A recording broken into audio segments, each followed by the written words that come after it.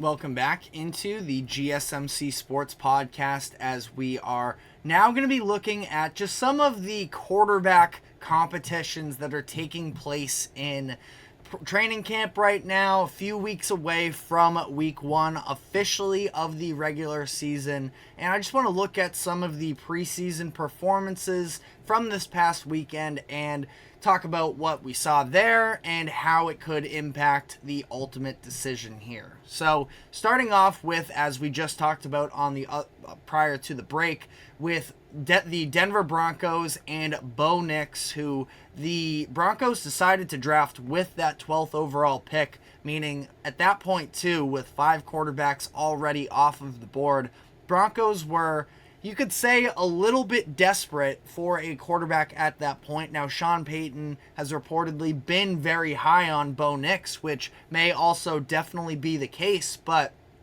that's why I thought it was a little bit surprising when it was Jarrett Stidham that we saw on the field to begin the preseason game versus the Colts over the weekend. And Stidham, I thought that it was pretty clear that he just doesn't give you all that high of an upside. He was 4 of 7, 37 yards, and ended up throwing an interception going into double coverage there. Just a bad decision on his part. And I think that I like Stidham. I think that he's going a fine backup quarterback and that he can probably stick around in the league for a while. He's not a bad option to have. But if you're the Broncos at this point, especially with Sean Payton, clock feels like it's ticking a little bit on his time left in the league. That what are you really getting out of running Jarrett Stidham into week one? Bo Nix was very impressive, I thought, relative to my expectations coming into this game. Obviously, it's preseason, it's against backups, so you can't take it all too seriously. But 15 of 21, 125 yards and a touchdown, and the offense was driving frequently with Bo Nix, that they were able to get some points out of it all. And again, I know that first throw that he had that we just referenced in the other segment, it was almost an interception. If the defender Cross was able to hold on to it, then would have been maybe a little bit of a different story here, looking at one interception for each of them. But I do think that Bo Nix is going to be, at this point, because Bo Nix is 24, 25 years old. I'm not sure what the point is. He's 24 years old.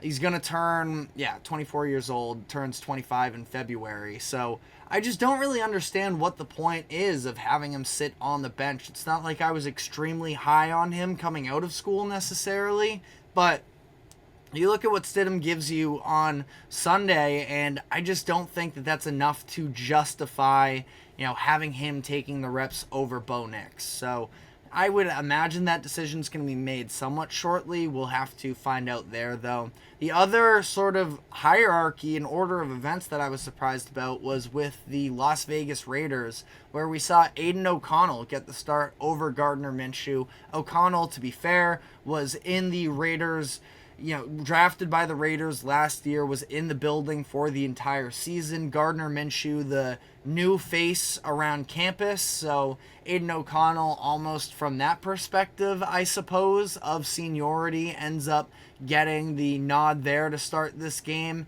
and he was fine. I thought that they were both pretty comparable. Talents for how things ended up playing out in this game, and I feel like the Raiders probably have a similar chance of winning with either one of them, so almost to that point as well. It's like, I guess Aiden O'Connell has a little bit of a higher upside because he's younger, and the Raiders they liked him enough to draft him, and I think he was the 4th round in 2023, that maybe you're able to, get something out of it. I don't know if that's necessarily what I see the future being for O'Connell. Now, he ended up driving them right down to the red zone in this game, and I thought O'Connell on that first drive, and that's something that, I think that it's totally fair to give him credit for that. Just one drive is maybe a little bit of a representation that he has the inside positioning in terms of this race, but ultimately, I kind of think that Gardner Minshew gives you the better chance to win at the end of the day. I know 6 of 12 isn't exactly great, but he also led a touchdown drive for himself. He actually led 2 touchdown drives in that first half. So I feel like Minshew kind of just puts you in better position to succeed, but I also understand it is a pretty close competition. I wouldn't say one of them is definitively past the other. As things currently stand, though, in that race, the Raiders are hoping, according to reports, that they are hoping to name a starter after the preseason game next week that they'll be playing against the Cowboys. So that, I suppose, is sort of the time that we're going to really get some answers there.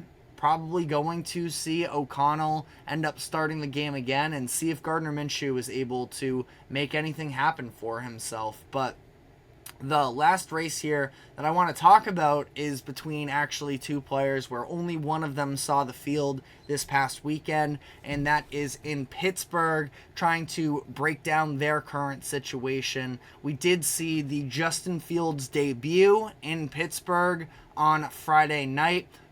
Russell Wilson still dealing with the leg injury, so ultimately he doesn't end up playing this game. Justin Fields he ends up getting 2 drives. He was 5 of 6 with 67 yards. Now, that does not include 2 fumbled snaps between him and center Nate Herbig. So, a little bit messy there.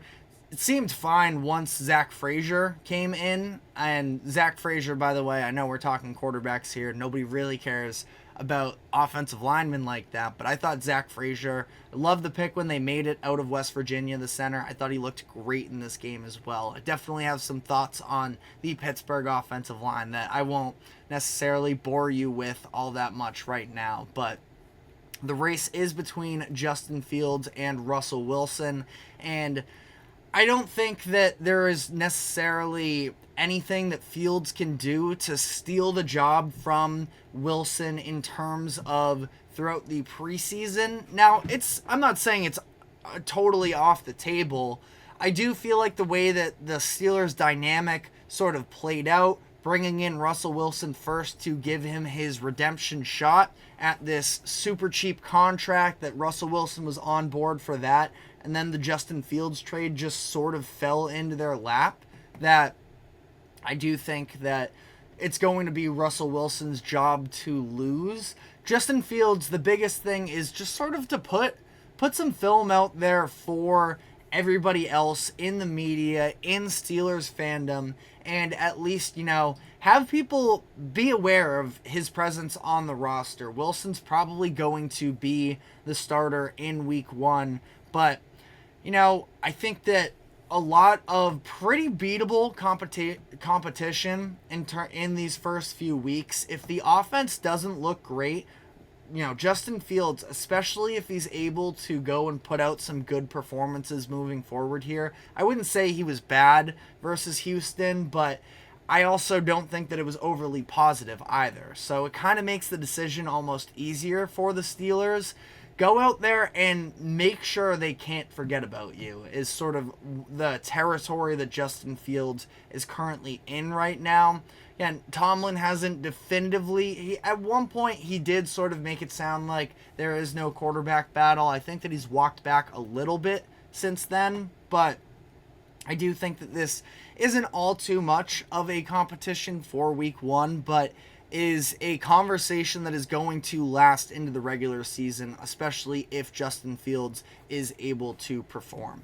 One other, since we have a couple minutes here, the last sort of quarterback competition I would throw in there is the Vikings, where I don't think that there's really going to be all that much of a decision to make. I think that it sounds like it is going to be Sam Darnold ending up starting for the season, but I think that J.J. McCarthy is probably going to be shortly following afterwards, and it is I think it's at least a conversation, I suppose. Sort of what I said to the point of the Broncos earlier with the Bo Nix conversation is, you're not really all that competitive of a team anyways. You may as well just let your guy go get some run. Now, JJ, probably a little less refined and experienced than Bo Nix, but at the same time, I think he's going to be able to play. I think he's going to play this year eventually, mostly so because I don't believe that Sam Darnold is the answer for